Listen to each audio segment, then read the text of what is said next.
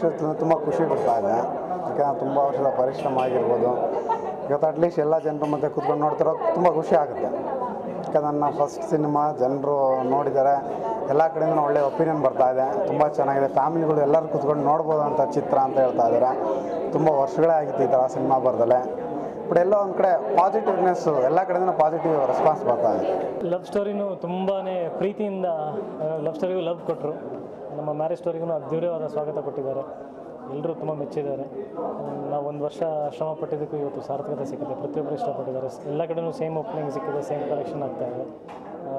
ಗೆಲುವಿನ ಸೂಚನೆ ಆಲ್ರೆಡಿ ಕನ್ನಡಿಗರು ಕೊಟ್ಬಿಟ್ಟಿದ್ದಾರೆ. ಸೊ ಪ್ರತಿಯೊಬ್ಬರಿಗೂ ನಾನು ಧನ್ಯವಾದಗಳನ್ನ ಹೇಳ್ತೀನಿ. ಅದ್ಭುತವಾದ ಪ್ರತಿಕ್ರಿಯೆ ಬರ್ತಾ ಇದೆ. ತುಂಬ ಖುಷಿಯಾಗಿದೆ. ನಾವೇನು ಅಂದ್ಕೊಂಡಿದ್ವೋ ಅದಕ್ಕಿಂತ ಚೆನ್ನಾಗೇ ಇದೆ. ಎಲ್ಲರೂ ಎಂಜಾಯ್ ಮಾಡ್ತಿದ್ದಾರೆ. ಮತ್ತು ಒಟ್ಟಾರೆ ಫ್ಯಾಮಿಲಿ ಕಂಪ್ಲೀಟಾಗಿ ತುಂಬಾ ಎಂಜಾಯ್ ಮಾಡ್ತಿದ್ದಾರೆ. ಯೂತು ಒಂದು ಕಡೆ, ಫ್ಯಾಮಿಲಿಯವರು ಬರ್ತಾ ಇದ್ದಾರೆ. ಸೊ ಒಳ್ಳೆ ಉತ್ಸಾಹನ ಮೂಡಿಸಿದೆ ಅಂತ ಹೇಳಕ್ಕೆ ಇಷ್ಟಪಡ್ತೀನಿ. ಅದಿನ್ನೂ ಇವತ್ತೇ ರಿವೀಲ್ ಮಾಡೋದು ಬೇಡ, ಇನ್ನೂ ಸಾಕಷ್ಟು ಜನ ನೋಡೋರಿದ್ದಾರೆ. ಸೊ ನೋಡೋಂಥ ಪ್ರೇಕ್ಷಕರಿಗೆ ಸಿಲ್ಲ, ಹಾಗೆ ಸಸ್ಪೆನ್ಸ್ ಆಗಿರಲಿ.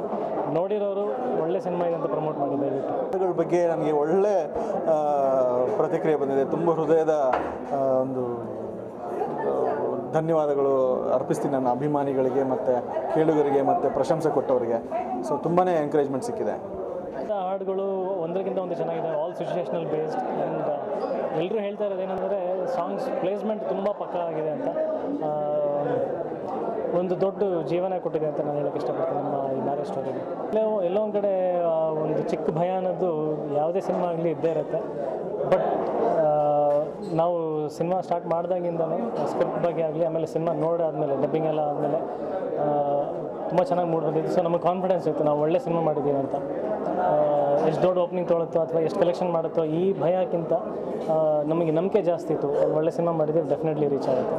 ಈ ಸಿನಿಮಾಗೆ ಟೆಕ್ನಿಕಲ್ ಆಗಿ ನನ್ನ ಜೊತೆಗಿದ್ದಂಥವರು ನಮ್ಮ ಕ್ಯಾಮ್ರಾಮನ್ನು, ನನ್ನ ಹಳೆಯ ಸ್ನೇಹಿತರು, ತುಂಬ 10 ವರ್ಷದಿಂದ ಜೊತೆ ಇದ್ದವರು.